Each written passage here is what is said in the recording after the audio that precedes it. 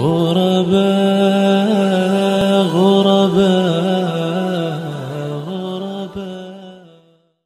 ونعوذ بالله من شرور أنفسنا ومن سيئات أعمالنا.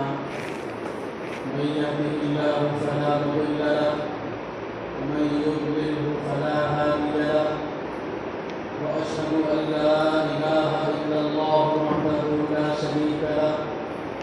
وأشهد أن محمدا عبده ورسوله أرسله بالحق بشيرا ونذيرا وداعيا إلى الله بإذنه وسراجا منيرا.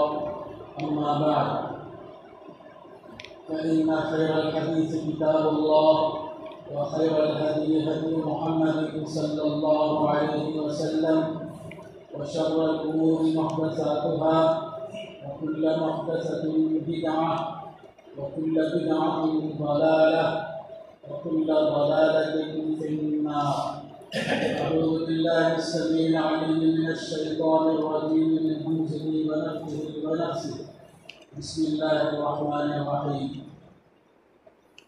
ألم نشرح لك صدرك ووضعنا عنك وزرك الذي أنقض ظهرك ورفعنا لك ذكرك فإن مع العسر يسرا إن مع العسر يسرا فإذا فرغت فانصب وإلى ربك فارغب.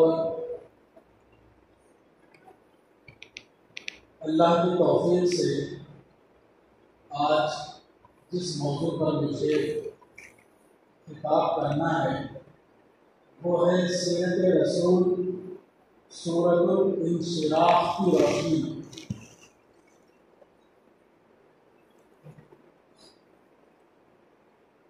سورۃ الانشراح قرآن کریم کا 94 نمبر کا سورہ ہے. کل 8 آیتیں ہیں اس کے اندر. سورۃ الانشراح یعنی سورہ الم نشرح، اس کی روشنی میں ہم سیرت رسول کا جائزہ لیں. سورۃ الانشراح کی تشریح سے پہلے کچھ باتیں تمہیدی طور پر ہمارے ذہن میں آنا چاہیے. وہ یہ کہ 1,24,000 لگ بھگ پیغمبر اس دنیا میں آئے. عجیب بات ہے، ہم اور آپ یقین رکھتے ہیں، ایمان رکھتے ہیں، اور ہمارا یہ عقیدہ ہے کہ 1,24,000 انبیاء کرام اس دنیا میں مبعوث ہوئے. یہ ہمارا عقیدہ ہے. مگر ہیومن ہسٹری یعنی انسانی تاریخ کے اندر اگر آپ ان نبیوں کا تذکرہ ڈھونڈیں گے تو تاریخ انسانی کے اندر پیغمبروں کا تذکرہ نہیں ملتا. خود محمد صلی اللہ علیہ وسلم سے پہلے جو عیسیٰ علیہ السلام آئے ان کا ذکر بھی نہیں ملتا. عیسیٰ علیہ السلام کے بارے میں تو ایک سائنٹسٹ نے کہا، ایک ہسٹورین نے کہا کہ ڈاؤٹ فل ہے کہ کوئی عیسیٰ نامی شخص بھی اس دنیا میں پیغمبری لے کر آیا. یعنی عجیب بات ہے کہ عیسیٰ کے زمانے میں جو لوگ آئے وہ تاریخ کے اندر ان کا ریکارڈ موجود ہے. محمد صلی اللہ علیہ وسلم سے پہلے جو لوگ آئے ان کی ہسٹری میں ان کا نام، ان کا تذکرہ موجود ہے. مگر عجیب بات ہے، محمد صلی اللہ علیہ وسلم کے آنے سے 300 سال پہلے اور 400 سال پہلے کے انسانوں کا تذکرہ موجود ہے انسانی تاریخ کے اندر، مگر نبیوں کا تذکرہ موجود نہیں ہے. عجیب و غریب بات یہ ہے کہ محمد صلی اللہ علیہ وسلم کا تذکرہ ہسٹری کے اندر پوری طریقے سے موجود ہے. ایک ہسٹورین نے کہا کہ محمد صلی اللہ علیہ وسلم جس وقت آئے وہ روشن تاریخ میں آپ کی پیدائش ہوئی. یعنی ایسا کیوں ہوا کہ محمد صلی اللہ علیہ وسلم انسانی ہسٹری اور انسانی تاریخ کے اندر آپ کا چرچا، آپ کا تذکرہ اور آپ کا ذکر موجود ہے۔ کیا مطلب ہے اس کا؟ یعنی تاریخ انسانی میں پیغمبر کا نام یا آپ کا چرچا موجود رہنے کا مطلب یہ ہے کہ پوری تاریخ انسانی اس بات کو اچھے طریقے سے جانتی ہے کہ محمد صلی اللہ علیہ وسلم کب پیدا ہوئے، مکے کے اندر کتنے سال آپ رہے، کتنے سال آپ نے انسانوں کو اللہ کے دین کی دعوت دی، اور مدینے کے اندر آپ نے کتنے سال دعوت کا کام کیا، اور آپ کا مشن کیا تھا، مکہ سے مدینہ آپ نے کب اور کیوں ہجرت کی، اور پھر قبلہ جو تبدیل ہوا وہ کب تبدیل ہوا، کیوں تبدیل ہوا، پھر بدر کی جو جنگ ہے، احد کی جو جنگ ہے، ایسے ہی صلح حدیبیہ کا تذکرہ، فتح مکہ کا تذکرہ، یہ ساری تفصیلات جو سیرت رسول ہے، وہ ساری تفصیلات آج کا جو جدید انسان ہے، آج جو ہیومن ہسٹری پڑھا ہوا انسان ہے، وہ اچھے طریقے سے جانتا ہے کہ محمد کی شخصیت کیا ہے، کون ہیں آپ، اور آپ کا میسج کیا تھا، آپ کا پیغام کیا تھا۔ آپ کے علاوہ جتنی بھی دوسرے جو ریلیجنس ہیں، دوسرے جو مذاہب ہیں، ان مذاہب کے ماننے والوں کی جو شخصیتیں ہیں، ان کے جو بڑے ہیں، ان کا تذکرہ بھی ہسٹری کے اندر موجود نہیں ہے، بلکہ تمام دنیا کے تمام مذاہب کے جو بڑے لوگ ہیں، یہاں تک کہ رام کا تذکرہ بھی ہسٹری کے اندر موجود نہیں ہے، بلکہ ایک افسانوی شخصیت کے طور پر اس کا تذکرہ ہے۔ انبیاء کرام اور دوسرے مذاہب کے جو رہنما ہیں، ان کا ذکر ہسٹری کے اندر افسانوی شخصیت، میتھالوجیکل پرسنالٹیز کے طور پر ان کا تذکرہ ہمیں ملتا ہے۔ تنہا محمد صلی اللہ علیہ وسلم بھی جن کا تفصیلی تذکرہ نہ صرف قرآن و سنت میں بلکہ ہسٹری کے اندر، انسانی تاریخ کے اندر بھی ہمیں ملتا ہے۔ ایسا کیوں ہے؟ ایسا اس لیے ہے کہ اللہ تعالیٰ نے پیغمبر سے وعدہ کیا تھا، عَسَىٰ أَن يَبْعَثَكَ رَبُّكَ مَقَامًا مَحْمُودًا۔ یہ سورہ اسراء کی آیت ہے۔ اس کا ترجمہ یہ ہے کہ اے پیغمبر، ہم آپ کو مقام محمود میں پہنچائیں گے، مقام محمود تک ہم آپ کو پہنچائیں گے۔ دنیاوی اعتبار سے پیغمبر کے لیے مقام محمود یہ ہے کہ پیغمبر کا تذکرہ اللہ نے انسانی تاریخ کے اندر موجود رکھا ہے۔ دیکھیے، انسانی تاریخ کے اندر پیغمبر کی تاریخ موجود ہونے کا مطلب یہ ہے کہ دنیا کا کوئی بھی انسان یا کوئی بھی قوم اگر پیغمبر کے خلاف پروپیگنڈا کر کے پیغمبر کا نام ہسٹری سے اگر مٹانا چاہے یا آپ کے پیغام کو دبانا چاہے تو یہ ناممکن ہے، یہ ناممکن ہے۔ تاریخ میں تاریخی پیغمبر ہونے کی وجہ سے یہ ناممکن ہے کہ آپ کے خلاف پروپیگنڈا کر کے آپ کا نام یا آپ کے پیغام کو صفحہ ہستی سے مٹا دیا جائے، یہ ناممکن ہے۔ آپ دیکھیں گے خود مکے کے اندر رسول اللہ صلی اللہ علیہ وسلم کا وجود مٹانے کے لیے کیا کیا نہیں کیا گیا۔ مشرکین نے کیا کیا؟ آپ کے بارے میں کہا کہ یہ محمد ایسا شخص ہے کہ اذا مات، یہ ابتر شخص ہے۔ ان شانئک هو الابتر انا اعطیناک الکوثر فصل لربک وانحر ان شانئک هو الابتر۔ تو ابتر کہا پیغمبر کے بارے میں۔ ابتر کا مطلب ہے کہ یہ ایسا شخص ہے کہ جس کے بعد کوئی نرینہ اولاد نہیں ہے کہ جس کی وجہ سے نسل چلے، اس لیے کہ نسل نرینہ اولاد سے چلتی ہے، اور پیغمبر کے ایک ہی بیٹے تھے ابراہیم، وہ بھی انتقال کر گئے۔ آپ کی بیٹیاں تھیں، نرینہ اولاد آپ کے پیچھے نہیں تھے، اس لیے کہ شوشہ نکالا مشرکین نے کہ اذا مات انقطع ذکرہ، کہ یہ محمد جب تک ہے، جب اس کا انتقال ہو جائے گا، جب ان کی وفات ہو جائے گی تو ان کا چرچا، ان کا تذکرہ بھی ختم ہو جائے گا۔ ان کی وفات اور ان کی موت کے ساتھ ساتھ ان کا چرچا اور ان کا ذکر بھی ختم ہو جائے گا۔ مگر اللہ نے فرمایا اِنَّا أَعْطَيْنَاكَ الْكَوْثَرَ، اے پیغمبر ہم نے آپ کو الکوثر دیا۔ الکوثر کا مطلب خیر کثیر، خیر کثیر، بہت زیادہ خیر۔ کیا ہے خیر کثیر؟ خیر کثیر یہی قرآن کریم ہے۔ قرآن کریم کا جو مشن، قرآن کریم کا جو میسج اور پیغام لے کر پیغمبر جو مکے میں اٹھے، تو یہ جو دعوت کا جو مشن ہے یہ خیر کثیر ہے۔ اور یہ مشن ایسا ہے کہ اس مشن کے ماننے والے دنیا میں جہاں جہاں رہیں گے وہاں محمد صلی اللہ علیہ وسلم کا چرچا رہے گا، وہاں رسول اللہ کا ذکر رہے گا، وہاں رسول اللہ کی سرگرمیاں رہیں گی۔ اس لیے آپ دیکھیے نہ صرف ہندوستان بلکہ پاکستان، بنگلہ دیش، چائنا، امریکہ، کینیڈا، دنیا کے کتنے کنٹریز ہیں، جہاں جہاں مسلمان ہے وہاں وہاں محمد صلی اللہ علیہ وسلم کا نام لیا جاتا ہے، آپ کی سیرت وہاں سنائی جاتی ہے، آپ کی دعوتی سرگرمی کا تذکرہ وہاں ہوتا ہے۔ تو پیغمبر سے یہ کہا گیا سورہ کوثر کے اندر، اے پیغمبر، یہ جو مشرکین یہ تانا دیتے ہیں کہ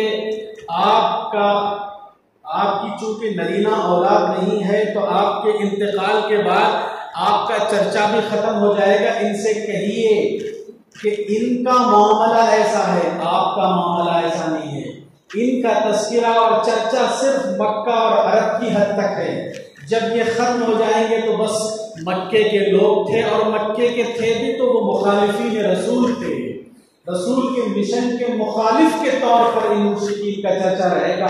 مگر اے پیغمبر، آپ کا چرچا قرآن چونکہ آپ نے ساری انسانیت تک پھیلانے کا یہ عزم کیا ہے، اور اس کے لیے آپ نے 2 لاکھ صحابہ کی ٹیم تیار کی ہے، اور اس ٹیم کے ذریعے سے دنیا کے کونے کونے میں قرآن کا میسج پھیلے گا، اور جہاں جہاں لوگ اسلام قبول کریں گے وہاں وہاں آپ کا چرچا رہے گا۔ تو ابتر یہ لوگ ہوئے، ابتر آپ نہیں ہوئے۔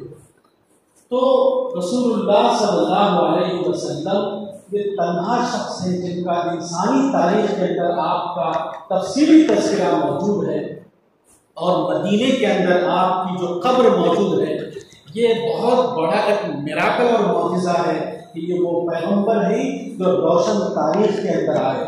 یہ ایسے پیغمبر نہیں کہ کوئی شخص یہ کہہ سکے کہ میں نہیں جانتا، کوئی قوم یہ کہہ سکے کہ میں نہیں جانتا۔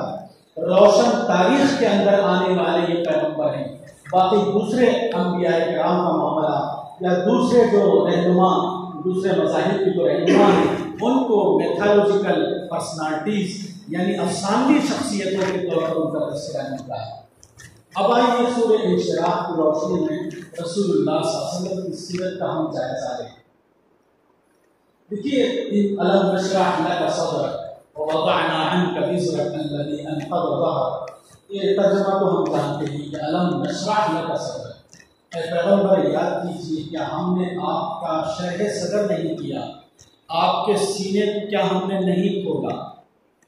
دیکھیے رسول اللہ صلی اللہ علیہ وسلم اس دنیا میں جو آئے، جب پیدا ہوئے، پیدائشی طور پر آپ ایک سیکر انسان تھے، متلاشی حق انسان تھے، آپ کو ایک تلاش تھی حق کی، ٹروتھ کی، سچائی کو پانے کی، اللہ کے پیغام کو پانے کی، اور آپ کے اندر جو ڈاؤٹس، جو شکوک پیدا ہو رہے تھے اس کا جواب پانے کی آپ کے اندر تلاش تھی۔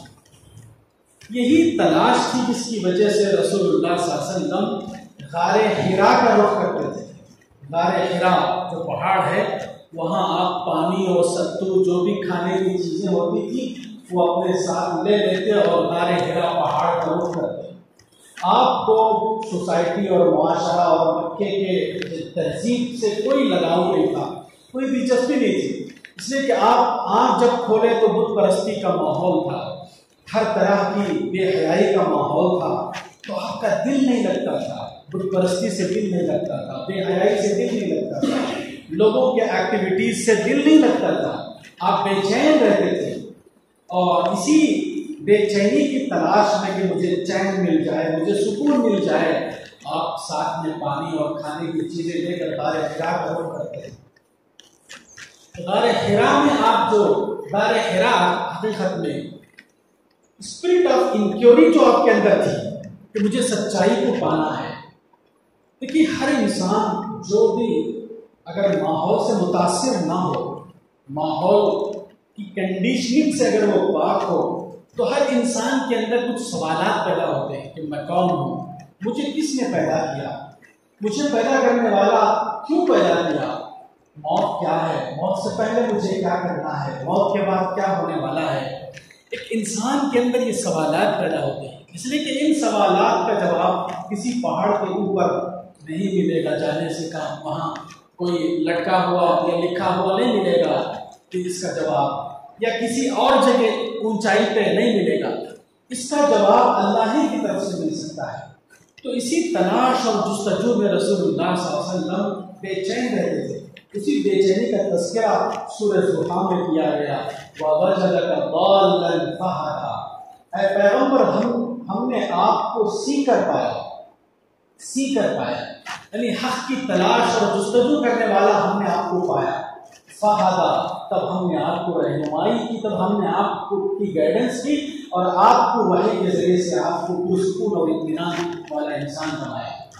دیکھیے وحی الہی کے نزول کے بعد ہی رسول اللہ کی بے چینی ختم ہوئی، اس لیے کہ انسان کو مادی جسم ہے، انسان کا مادی اعتبار سے جب وہ بھوکا پیاسا ہوتا ہے تو اللہ تعالیٰ نے دنیا کے اندر اس کی مادی سوالات کا جواب رکھ دیا ہے، مادی جو بے چینی ہے اس کا آنسر اللہ نے زمین میں رکھ دیا ہے، مگر انسان کے اندر جو پرسنالٹی ہے، اس کی جو روحانی پرسنالٹی ہے، یہ جب بے چین ہوتی ہے تو اس کا آنسر اور جواب دنیا میں نہیں ہے، دنیا والوں کے پاس نہیں ہے، تنہا وہ وحی الہی کے ذریعے سے ہی معلوم ہو سکتا ہے۔ تو کتاب و سنت یہ وحی الہی ہے، وحی الہی کے ذریعے سے ہی رسول اللہ صلی اللہ علیہ وسلم کے اندر جو بے چینی تھی اس کا آپ کو آنسر ملا، وَوَجَدَكَ ضَالًّا فَهَدَىٰ۔ تو آج بھی کوئی بھی شخص روئے زمین پر سچائی کا اگر متلاشی ہے، اگر اس کو حق چاہیے، ٹروتھ چاہیے، تو آج بھی وہ سیکر بن جائے پیغمبر کے جیسے، تو آج بھی اللہ تبارک و تعالیٰ نے وحی الہی کو محفوظ کیا ہوا ہے۔ کتاب و سنت بالکل محفوظ شکل میں موجود ہے، تو کتاب و سنت کے مطالعے سے اس کے اندر پیدا ہونے والے سوالات کا وہ آنسر اور جواب آج بھی پا سکتا ہے۔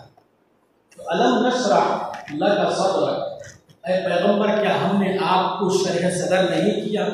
آپ بے چین تھے، حق کی تلاش میں تھے، وحی الہی کے ذریعے سے کیا ہم نے آپ کو سکون نہیں پہنچایا، آپ کے سینے کو ٹھنڈا نہیں کیا؟ وہ الم نشرح لک صدرک ووضعنا عنک وزرک الذی انقض ظہرک، اور ہم نے آپ کے اوپر کا وہ بوجھ ہم نے اتار دیا، اور ایسا بوجھ کہ جس بوجھ کے ذریعے سے آپ کی پیٹھ جھک گئی تھی۔ تو اتنا پریشان رہتے تھے رسول اللہ صلی اللہ علیہ وسلم، تو اللہ تعالیٰ نے جبریل کے ذریعے سے اقرا، جبریل آئے اور کہا کہ اقرا پڑھی۔ رسول اللہ نے فرمایا کہ 40 سال کا جو عرصہ میرا گزرا ہے، ما انا بقاری، پڑھنے اور لکھنے کا ماحول مجھے نہیں ملا، اس لیے میں پڑھنا نہیں چاہتا۔ پھر کہا اقرا، پھر کہا اقرا، تو بار بار اقرا اقرا جو کہا کہ پڑھو پڑھو، اس کا مطلب یہ کہ ایجوکیشن، علم، وزڈم کی باتیں اتنی امپورٹنٹ ہوتی ہیں کہ اس میں پڑھنا نہیں بھی آتا تو پڑھنے کی کوشش کرنا ہے، پڑھنا نہ بھی آئے تب بھی کوشش کرنا ہے، علم اتنا امپورٹنٹ ہے، اس لیے اقرا اقرا بار بار ریپیٹ کیا گیا۔ اور رسول اللہ صلی اللہ علیہ وسلم نے اقرا بسم ربک الذی خلق الانسان من علق، آپ دیکھیے غور کیجیے کہ 40 سال کا عرصہ ہوا ہے رسول اللہ کے ساتھ۔ 40 سال کا جب عرصہ ہوتا ہے تو انسان یہ سوچتا ہے، لوگوں کے بیچ رہنا پسند کرتا ہے، کیونکہ لوگوں کے بیچ رہ کر تعلقات کو بناؤں، بزنس اور کاروبار کو سنبھالوں، یہ سوچ ہوتی ہے، اپنا مقام لوگوں کے بیچ بناؤں، سوسائٹی میں اپنا مقام بناؤں، یہ فکر ہوتی ہے، اپنے معاش کی فکر ہوتی ہے، بزنس کاروبار کی فکر ہوتی ہے، پراپرٹی کی فکر ہوتی ہے، جمع کرنے کی اور کمانے کی فکر ہوتی ہے۔ مگر رسول اللہ صلی اللہ علیہ وسلم نے عین 40 سال کے اس لمحے میں آپ نے ایجوکیشن کی فکر کی، آپ نے علم کی فکر کی، آپ نے آخرت کی فکر کی، آپ نے توحید کے علم کو سیکھنے کی تڑپ آپ کے اندر پیدا ہو گئی۔ نہ کس کون سا مرحلہ تھا اور اس مرحلے میں آپ نے کس چیز کو امپورٹنس دیا، اور ایجوکیشن اتنی امپورٹنٹ ہے کہ آپ اندازہ کیجیے کہ پہلا اسکول اسلامک اسکول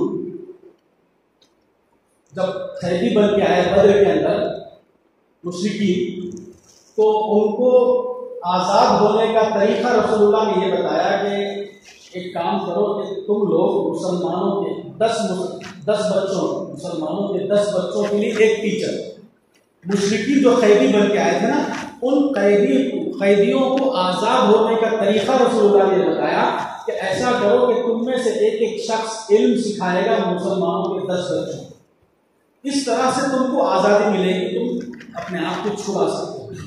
آپ غور کیجیے،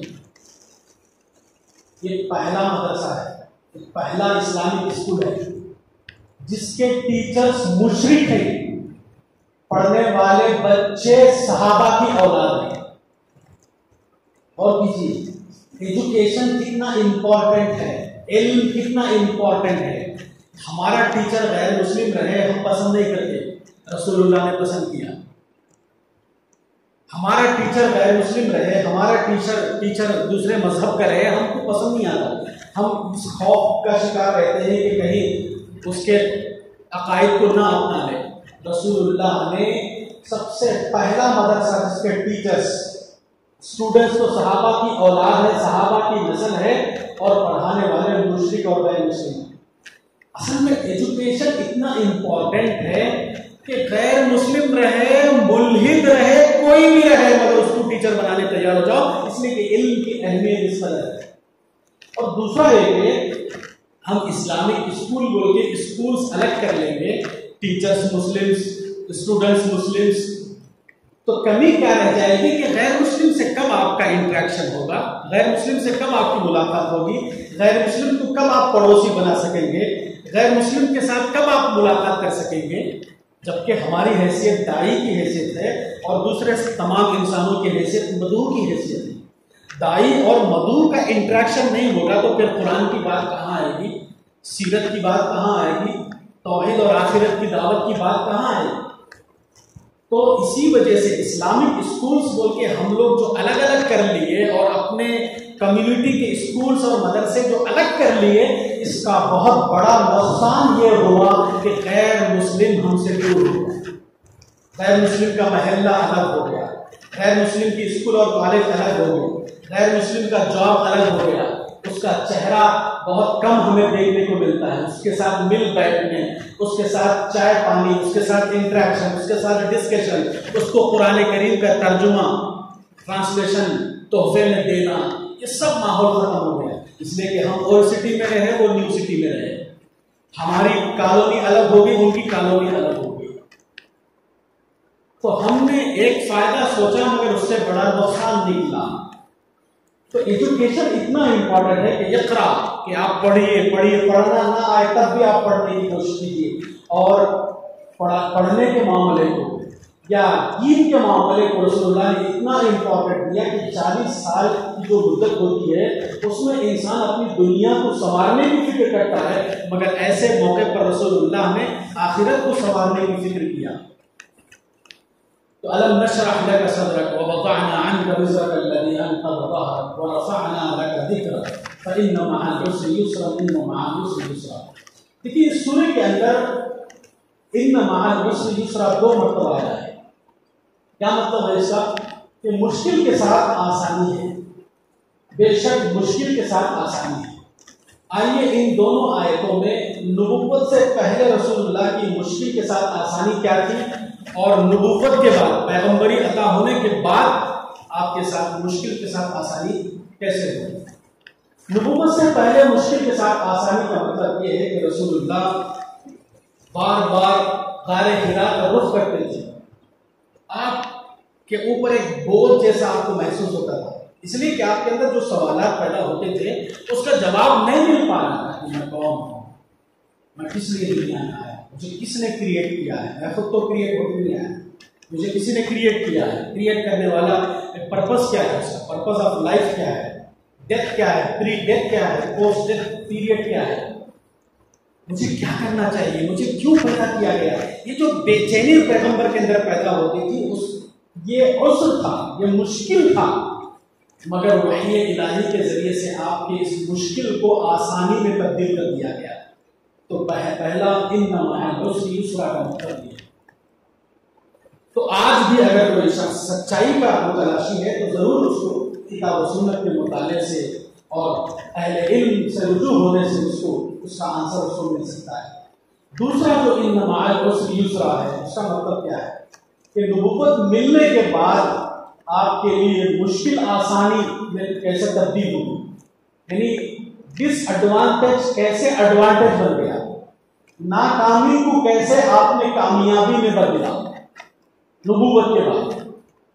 آپ دیکھیے کہ جب رسول اللہ صلی اللہ علیہ وسلم کو نبوت ملی تو آپ پیغمبری لے کر دعوت کا کام آپ اپنے ذمے لے کر عرب کے اندر آپ نے دعوت کا کام شروع کیا۔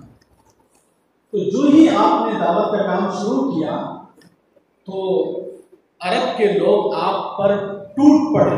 کس طریقے سے گالی گلوچ کے ذریعے سے، الزامات کے ذریعے سے، برا بھلا کہہ کر بہرحال لوگوں کو پریشان کرتے تھے کہ محمد سے کوئی نہ ملے، اس لیے کہ ان سے جو بھی ملتا ہے وہ قرآن کی تلاوت کر کے جادو کر دیں گے اور تم کو تمہارے مذہب سے پلٹا دیں گے۔ تو آپ دیکھیے کہ آپ کو مزمم کہا گیا، آپ کا نام ہے محمد، قابل تعریف، اس کا الٹا ہو رہا ہے مزمم، یعنی ذلیل۔ مزمم کا مطلب ذلیل،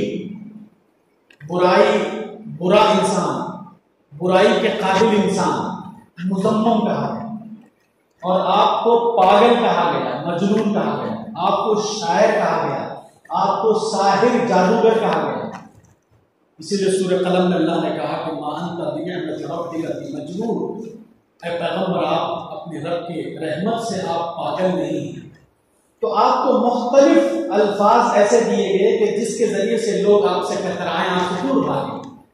آج جو پیغمبر کے لیے القاب لوگ لگاتے ہیں وہ القاب نہیں دیے اس وقت لوگ، آمنہ کا لال، سید الکونین، تاجدار مدینہ، شہنشاہ کونین، ایسے جو الفاظ آج پیغمبر کے لوگ جو یوز کرتے ہیں، احمد مجتبیٰ، محمد مصطفیٰ، یہ القاب نہیں دیے اس وقت کے لوگ آپ کو کمینہ بولتے تھے مسلمان، آپ کو ساحر کہتے تھے، جادوگر، مجنون کہتے تھے، پاگل۔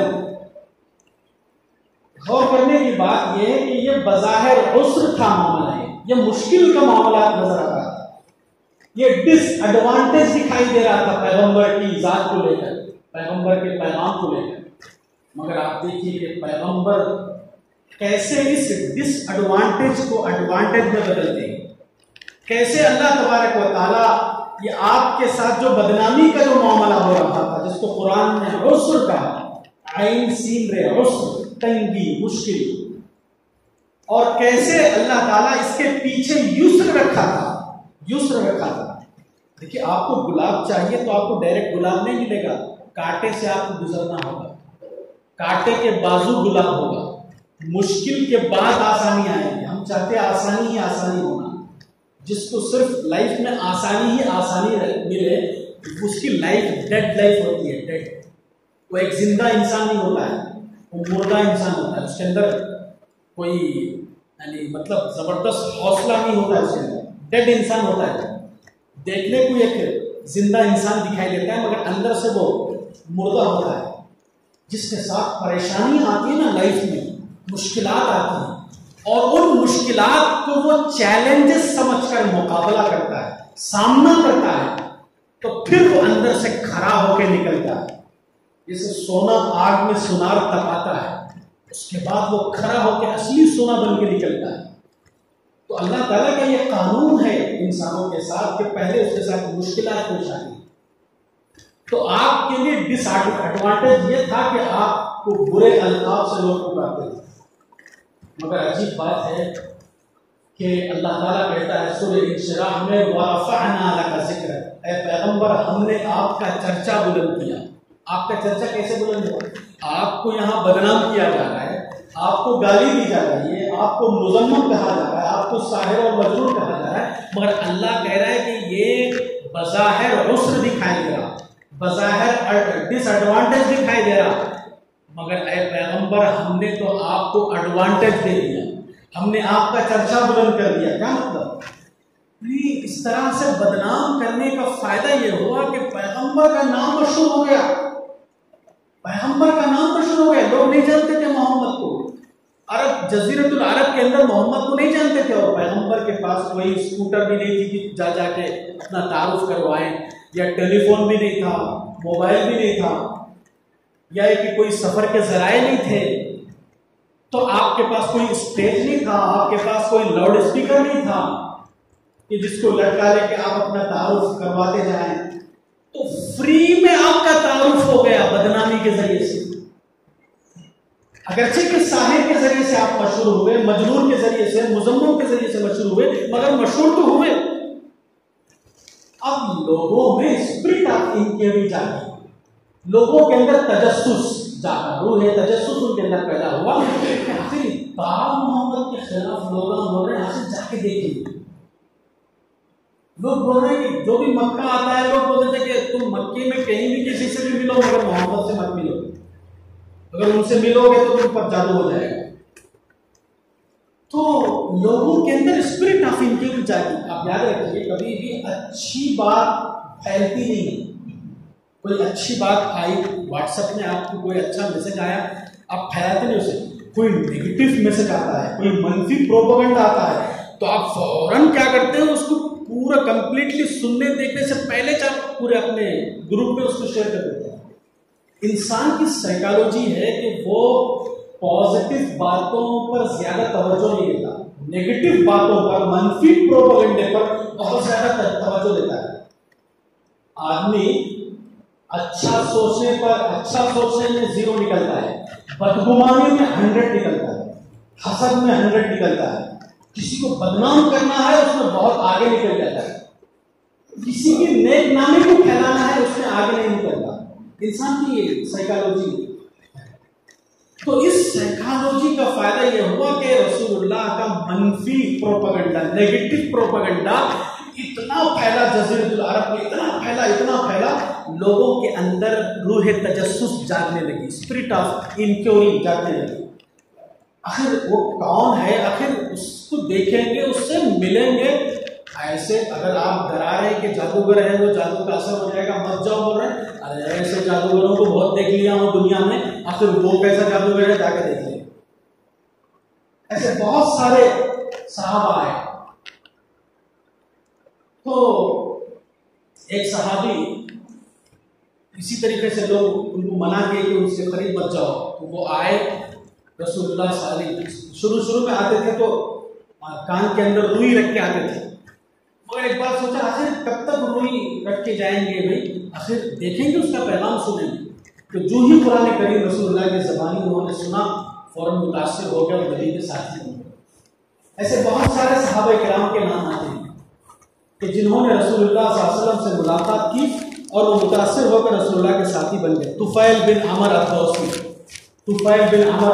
ایسے صحابی ہیں کہ جو شروع میں اپنے کان کے اندر روئی رکھ لیتے تھے، مگر آخر سوچنے لگے کب تک روئی رکھ لیں گے بھائی، آخر سنیں گے کیا پیغام۔ جو ہی سنا رسول اللہ کا پیغام، انہوں نے توحید اور آخرت کی دعوت سنی اور متاثر ہو گئے اور آپ کے ساتھی بن گئے۔ اسی طریقے سے ثمامہ بن اسال، ثمامہ بہت کٹر مخالف تھے رسول اللہ کے، صحابہ کے دشمن تھے، کئی صحابہ کو قتل بھی کیا تھا انہوں نے، مسجد نبوی کے ستون سے ان کو باندھ دیا گیا تھا، مگر رسول اللہ کے اخلاق سے اور صحابہ کے کردار سے متاثر ہوئے اور ایمان لائے تو بولے بدترین شخص آپ تھے میرے نزدیک، اب محبوب ترین شخص آپ ہیں میرے پاس۔ بدترین شہر مکہ تھا، اب محبوب ترین شہر مکہ ہے۔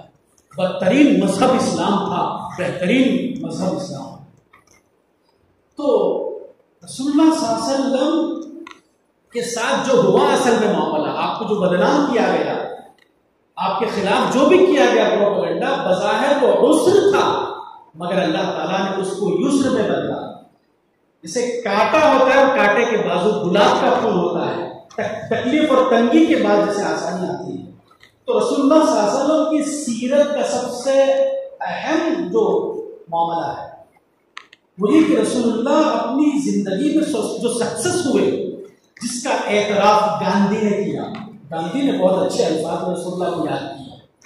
اسی طریقے سے آپ دیکھیں گے دا 100 جس نے لکھا 100 بڑے آدمی، یعنی دنیا کی بڑی بڑی شخصیتوں کا ایک شخص نے مطالعہ کیا، مائیکل ہارٹ جس کا نام ہے۔ مائیکل ہارٹ نے مطالعہ کیا بڑے بڑے آدمیوں کا، 100 بڑے آدمیوں کا، اس میں سے اس نے نمبر 1 پہ رسول اللہ صلی اللہ علیہ وسلم کا نام رکھا، حالانکہ وہ خود کرسچین ہے۔ دوسرے نمبر پہ نیوٹن کا نام رکھا، تیسرے نمبر پہ جیسس کا نام رکھا اس نے، حالانکہ وہ عیسائی ہے۔ عصبیت سے کیسا دور ہے دیکھیے کہ عیسائی ہونے کے باوجود عیسیٰ علیہ السلام کا نمبر پہلے نمبر پہ نہیں رکھا، تیسرے نمبر پہ رکھا۔ حضرت عمر کا نمبر بھی ہے، حضرت عثمان کا، حضرت اصحاب ابو بکر کا نمبر بھی ہے، بہت سارے شخصیتوں کا اس نے مطالعہ کیا۔ تو اس نے جو سیرت کو پڑھنے کے بعد رسول اللہ سے متاثر ہوا، وہ ایک پوائنٹ کے اندر وہ یہ بتاتا ہے کہ یہ پیغمبر جو 23 سال کے عرصے میں کامیاب ہوئے، ان کا جو پیغام پورے جزیرۃ العرب میں پھیلا اور صحابہ کے ذریعے سے پوری دنیا میں پھیلا، اس کے پیچھے اصل میں ریزن یہ ہے کہ پیغمبر کی خاص بات یہ تھی کہ ڈس ایڈوانٹیج کا جو واقعہ ہوتا، پیغمبر اس کو ایڈوانٹیج میں بدلتے تھے۔ جو منفی پروپیگنڈا ہوتا، نیگیٹو پروپیگنڈا ہوتا، اس سے پیغمبر کامیابی کو نچوڑتے تھے۔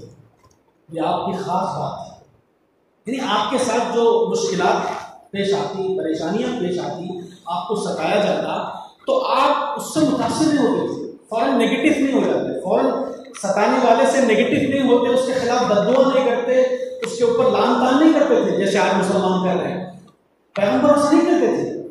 پیغمبر کیا کرتے تھے کہ ستائے جانے کے واقعات کو چیلنج سمجھتے تھے، چیلنج سمجھ کر اس کا سامنا کرتے تھے اور اپنے اندر صبر کی قوت کو بڑھاتے تھے۔ صبر بہت بڑی طاقت ہے، بہت بڑی طاقت ہے صبر ایمان والے کے لیے۔ اگر صبر نہیں تو اس کے اندر ایمان بھی پختہ نہیں ہو سکتا۔ تو یہ ڈس ایڈوانٹیج جو واقعات آپ کے ساتھ ہوتے تھے، رسول اللہ صلی اللہ علیہ وسلم صبر کے ساتھ اس کا سامنا کرتے تھے اور اس منفی پروپیگنڈے کو مثبت اور پازیٹیوٹی میں بدل لیتے تھے۔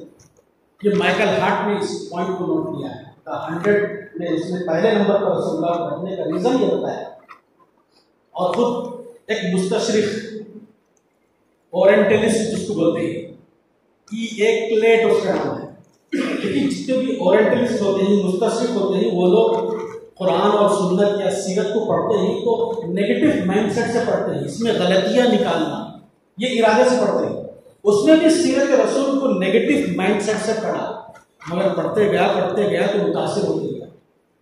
تو وہ لکھتا ہے محمد صلی اللہ علیہ وسلم کے بارے میں کہ یہ وہ شخص ہیں کہ جو مشکلات ان کی زندگی میں، لائف میں آئے، اس کا سامنا اس عزم کے ساتھ کیا، اس پختہ ارادی کے ساتھ کیا کہ ڈس ایڈوانٹیج کو انہوں نے ایڈوانٹیج میں بدل دیا، لکھتا ہے مستشرق۔ تو اس طرح کے بہت سارے واقعات آپ کو ملیں گے کہ آج کل کی جو بھی رسول اللہ کو لے کر کارٹون نکالا جاتا ہے یا آپ کے خلاف پروپیگنڈا ہوتے ہیں، ارے مسلمان بھڑک جاتے، فوراً غصے میں آ جاتے، ایسی کی تیسی کے اصول پہ چلتے۔ دیکھیے دو باتیں ہیں اس میں، ایسا کوئی واقعہ ہوتا ہے اسلام کو بدنام کرنے کا واقعہ، قرآن کو جلانے کا واقعہ یا رسول اللہ کے معاملے میں گستاخی کا واقعہ، یہ بظاہر ڈس ایڈوانٹیج دکھائی دیتا ہے، مگر اس کے پیچھے ایڈوانٹیج کو دیکھنا ہے۔ قرآن ہمیں وہی سوچ دیتا ہے، وَرَفَعْنَا لَكَ ذِكْرَكَ کہتا ہے قرآن، نبی کو بدنام کرنے کے واقعات ہو رہے، قرآن کہتا ہے اے نبی یہ بدنامی نہیں ہے آپ کے مشن کا، اس میں چرچا ہے، آپ کی نظر کانٹے پر ہی ہے، ارے کانٹے کے بازو گلاب بھی ہے بابا، گلاب پر آپ کی نظر ہونا چاہیے۔ ایسے مومنین کو اللہ چاہتا ہے جو کانٹے پر نظر نہ رکھیں، کانٹے کے بازو جو پھول ہے، گلاب ہے، اس پر نظر رکھیں، ڈس ایڈوانٹیجز میں ہی وہ گم نہ ہو جائیں، ڈس ایڈوانٹیجز کے پیچھے جو ایڈوانٹیج ہے اس کے پیچھے ان کی نظر ہو۔ یہ اللہ انسان کی سوچ بنانا چاہتا ہے، مگر آج تک مسلمان، پوری دنیا کے مسلمان پیغمبر کو مانتے ہیں، پیغمبر کی ہسٹری کو پڑھتے ہیں، مگر سوچتے نہیں کہ پیغمبر نے ایسے واقعات کے پیچھے کیا کیا کہ ہماری طرح بھڑک گئے پیغمبر اور صحابہ۔ آپ کو جانتے ہیں، آپ مسجد نبوی میں آیا، ایک بدو پیشاب کرنے لگا، صحابہ دوڑ پڑے، صحابہ کو روکا رسول اللہ نے، روکا، اور بعد میں جو فوراً پیشاب کرنے والے پر غصہ ہو کر صحابہ دوڑے نا، اس کی سزا صحابہ کو کیا دی معلوم رسول اللہ؟ بعد میں یہ دی کہ یہ جو پیشاب ہے نا اس کو پانی بہا کے صاف کرو، یہ سزا دی ہے صحابہ کو رسول اللہ۔ فوراً بھڑکنے کی سزا، فوراً طیش میں آنے کی سزا، فوراً غصے میں آنے کی سزا۔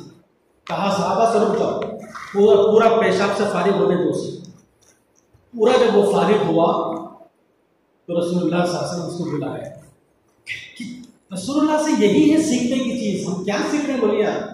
میٹھی سنتیں جس میں کوئی تکلیف نہیں ہوتی، وہ سنتیں تو چل رہے ہیں ہم رسول اللہ کی، اور خوش ہیں اپنی جگہ رسول اللہ کی سنتوں پہ چل رہے ہیں تو یہ ہماری خوش فہمی ہے۔ سنت تو یہ ہے سر کہ اس کو اس حالت میں، پیشاب کی حالت میں دیکھا، صحابہ دوڑ پڑے۔ ہماری حالت یہی ہے، مگر پیغمبر دیکھیے آپ، بالکل پازیٹیو، ایکسلنٹ، کوئی نیگیٹیوٹی نہیں، کوئی ٹینشن نہیں، کوئی طیش نہیں، کوئی غصہ نہیں، کوئی ایسی کی تیسی نہیں، مسکراتے ہوئے اس کو بلایا، بلا کے کہا کہ دیکھو یہ اللہ کا گھر ہے، اس میں اللہ کی مدد ہوتی ہے، قرآن پڑھایا جاتا ہے، انسان کی زندگی کے مقصد کو جانتا ہے، یہاں ایک اچھا پلیس ہے۔ اتنا خوش ہوا ہو، دلوں کو جیتو بھائی، فائٹنگ سے جیتنا چاہتے ہیں، تلوار سے جیتنا چاہتے ہو، فائٹنگ سے جیتنا چاہتے ہو، بڑے بڑے دعوے کرتے ہیں۔ تو دیکھیے آپ، رسول اللہ نے فرمایا کہ اتنا متاثر ہوا وہ وضو کر کے مسجد میں آ کے بیٹھ کے جو دعا اس کی ذکر ہے نا حدیث میں، کہ وہ آسمان کی طرف ہاتھ اٹھا کے دعا کرنے لگا، اللہ مجھ پہ، محمد پہ ہی رحم کر، باقی ہم دونوں کے سوا کسی اور پر رحم مت کر۔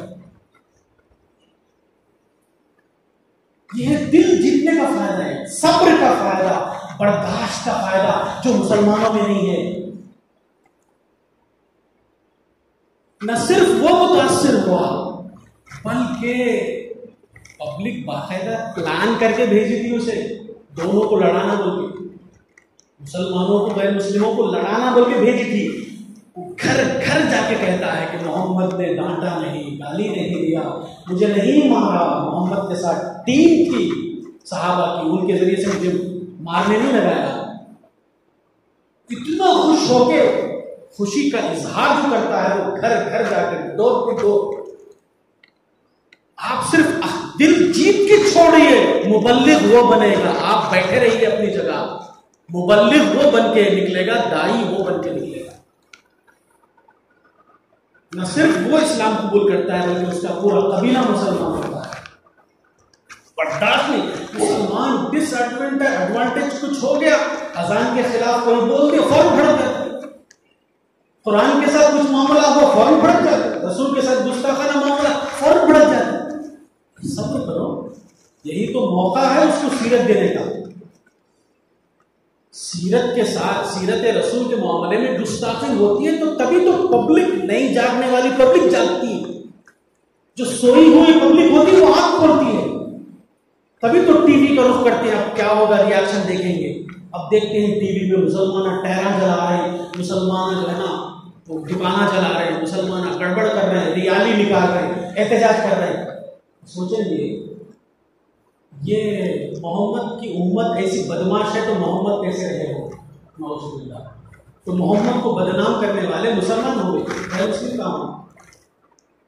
اس کے بجائے ہم یہ کرتے ہیں کہ جو رسول اللہ کے معاملے میں یا اسلام کے معاملے میں کنفیوژن کا شکار ہے، یا کارٹون نکال رہا ہے، یا کچھ بھی ہے، جائیں گے اس کے پاس، بیٹھیں گے، قرآن پیش کریں گے، سیرت پیش کریں گے، کیا اس کی غلط فہمی دور کریں گے، پوچھیں گے کہ سیرت کو تم نے کن کتابوں سے پڑھا، کس نظر سے تم نے پیغمبر کو دیکھا، کیسے تمہارے اندر پیغمبر کو لے کر نیگیٹو تمہارا مائنڈ سیٹ بنا۔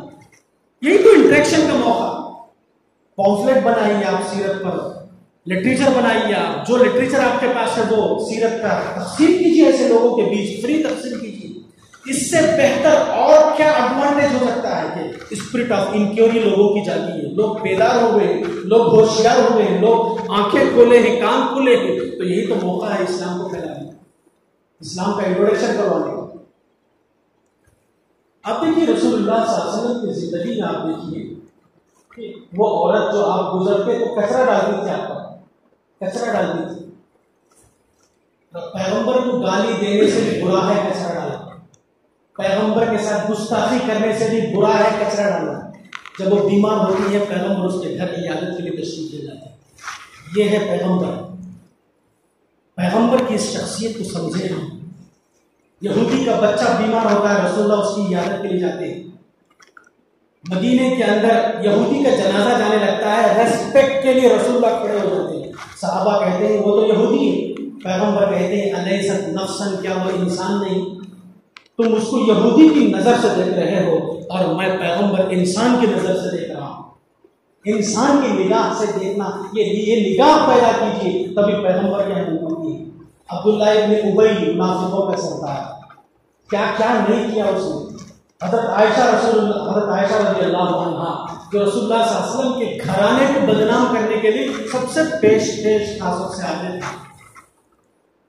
رسول اللہ نے اس کے ساتھ اس کے قتل کا جو بات آئی تو رسول اللہ نے کیا کہا کہ لوگ کہیں گے کہ ان محمد یقتل اصحابہ, بے شک محمد اپنے ساتھیوں کو قتل کرتے ہیں. کیا مطلب اس کا؟ دیکھو عبداللہ ابن ابی نے جو محمد رسول اللہ صلی اللہ علیہ وسلم کے گھرانے کو روڈ پہ لایا اور بدنام کیا, یہ محمد کے گھرانے کی بدنامی کی بات ہے. جو عبداللہ ابن ابی نے جو حرکت کیا اس کے بدلے میں اگر میں عبداللہ بن ابی کو قتل کروں تو یہ اللہ کو اور اللہ کے دین کو روڈ پہ لانے کی بات ہو جائے. اگر میں عبداللہ بن ابی کو قتل کروں تو یہاں اللہ کا دین بدنام ہوگا, محمد بدنام ہو, محمد کا گھرانہ بدنام ہو. یہ گوارا ہے محمد کو, مگر محمد کو یہ گوارا نہیں کہ اللہ بدنام ہو, اللہ کا دین بدنام ہو. یہ ہے پیغمبر. یہ پیغمبرانہ کردار اور یہ سوچ پیدا کیجیے. اثر نو سیرت کو پڑھیے. رسول اللہ کو بدنام کرنے کی اور آپ کو گالی دے کر آپ کو ذلیل کرنے کی کتنی سازشیں اور حرکتیں کی گئی, مگر پیغمبر نے اس کو ایڈوانٹیج بنایا. بظاہر یہ عسر کا واقعہ تھا مگر اس کو دوسروں نے بدلا. تو جو بھی پیغمبر کے ساتھ ہوتا ہے, لیکن پیغمبر نے کیا ریسپانس دیا؟ پازیٹیو ریسپانس دیا, صبر کا ریسپانس دیا, ان کے لیے دعائے ہدایت کا ریسپانس دیا. پیغمبر نے ان کے لیے پریزنٹ کے حالات سے پیغمبر ایکشن نہیں لیے بلکہ فیوچر پر نظر رکھا. آج یہ حالات ہے گرم, اس کے بعد تو خود بخود حالات ٹھنڈے ہونے ہی والے ہیں. لوگ سوچنے ہی والے ہیں, سب بھڑکنے والے نہیں ہوں گے, سب برے نہیں ہوں گے, سوچنے والے کچھ ملیں گے. تو رسول اللہ صلی اللہ علیہ وسلم نے جو بھی واقعات عسر کے تھے اس کو یسر میں آپ نے بدلا. یہ آپ کی سیرت کی کامیابی کا راز ہے. لہٰذا مجھے اور آپ کو چاہیے کہ ہم قرآن کریم کی روشنی میں ہم عسر کے اندر جو یسر کا پہلو ہے اس کو ہم دیکھنے والے بنیں, اور وہی حقیقت میں دنیا میں آنکھوں والا انسان ہے جو بظاہر ڈس ایڈوانٹیج کے واقعات میں ایڈوانٹیج کو لے لیتا ہے, جو ناکامیابی کے واقعات میں کامیابی کو نچوڑ لیتا ہے. یہی رسول اللہ صلی اللہ علیہ وسلم نے اپنی زندگی میں کیا. ایسے بیسیوں واقعات رسول اللہ کی زندگی میں بھرے پڑے ہیں کہ آپ نے دشمنوں کے ساتھ بھی معافی کا آپ نے سلوک کیا, آپ نے دل سے ان سے محبت کی, ہمدردی کی. جو قتل کیے جانے کے مستحق تھے, جو سزا کے مستحق تھے, ایسوں میں بھی آپ نے عام معافی کا اعلان کیا. تو بہرحال جو کچھ واقعات سیرت کے نام سے آج جو کچھ ہو رہا ہے, رسول اللہ کی پیدائش کو لے کر بھی لوگ کیا کیا کر رہے ہیں. کیا رسول اللہ یہ کام کروانے آئے تھے حکومت سے کہ پیدائش پہ خوشی مناؤ یا کچھ بھی ہنگامے کرو؟ ارے کیا میسج دے رہے ہیں آپ نان مسلمس کو, کیا پیغام دے رہے ہیں آپ عید کر کے یا ہنگامے کر کے دنیا والوں کو آپ کیا پیغام دے رہے ہیں؟ آپ کی حیثیت داعیانہ حیثیت ہے. مسلمان بہت زیادہ ریسپانسبلٹی والا انسان ہے کہ وہ جو بھی حرکت کر رہا ہے تو وہ ڈائریکٹ محمد رسول اللہ کو بدنام کر رہا ہے, وہ اللہ کو, اللہ کے دین کو بدنام کر رہا ہے. کیوں؟ اس لیے کہ وہ جو بھی بولے گا لوگ اس کو اسلام کے نقطۂ نظر سے لیں گے, جو بھی وہ کرے گا لوگ اس کو اسلام سمجھیں گے. تو مسلمان بہت زیادہ ذمہ داری کا احساس اس کے اندر ہونا چاہیے کہ میرے سے کوئی ایسی حرکت نہ ہو جس کی وجہ سے اللہ بدنام ہو یا اللہ کا دین بدنام ہو یا رسول اللہ بدنام ہو. اس لیے مسلمانوں کو جو حرکتیں کر رہے ہیں مسلمان, چاہے غیر مسلمین کی طرف سے کچھ بھی ریاکشن آئے, فوراً ہم ریاکشن کا جواب ریاکشن سے نہ دیں, بلکہ ان کے بیچ ہم کوئی بھی واٹس ایپ بھی آتا ہے, نیگیٹو واٹس ایپ واقعہ, ہم فوراً اس کو پھیلا دیتے ہیں، فوراً ہم لوگ اس کو پھیلا دیتے ہیں، بہت بری عادت ہے ہمارے اندر. دیکھیے کسی بھی بری چیز کو ختم کرنے کا طریقہ یہ کہ آپ خاموش ہو جاؤ.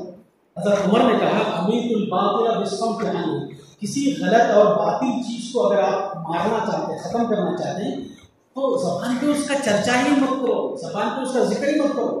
ہماری حالت ایسی ہے کہ پورے گروپ پہ شیئر کر دیتے ہیں. ارے اس کو پھیلنے مت دو، بلکہ آپ پھیلانے کی چیز سیرت رسول ہے، پھیلانے کی چیز قرآن ہے. تو بہرحال یہ ایک تو ہم یہ کریں کہ سیرت کی کتابیں یا سیرت کے پامفلیٹ لوگوں میں تقسیم کریں ایسے موقع پر، اور دوسرا ہے کہ ایسے میسیجز جو نگیٹو پروپیگنڈے کے ہوتے ہیں ایسے میسیجز آگے شیئر نہ کریں. میرا اللہ سے دعا ہے کہ اللہ تعالیٰ مجھے اور آپ کو سیرت رسول کا اثر نو جائزہ لینے کا اللہ ہمیں توفیق عطا فرمائے، کتاب و سنت کا صحیح فہم اللہ ہمیں عطا فرمائے. اللہ ہمیں پیغمبر کے امتی ہونے کی حیثیت سے اپنے پیغمبر کو سمجھنے کی توفیق عطا فرما کہ پیغمبر کا میسج کیا تھا، پیغمبر کا مشن کیا تھا. اللہ ہمیں پیغمبرانہ سوچ، پیغمبر کی جو زندگی تھی وہ پیغمبرانہ سوچ اللہ ہمارے اندر پیدا فرما. اللہ ہمیں ایسے ہر واقعے سے بچا جس کے ذریعے سے اسلام کی بدنامی کا امیج لوگوں کے بیچ جاتا ہو. اللہ ایسی ہر حرکت سے مسلمانوں کی حفاظت فرما. آخر دعوانا الحمدللہ.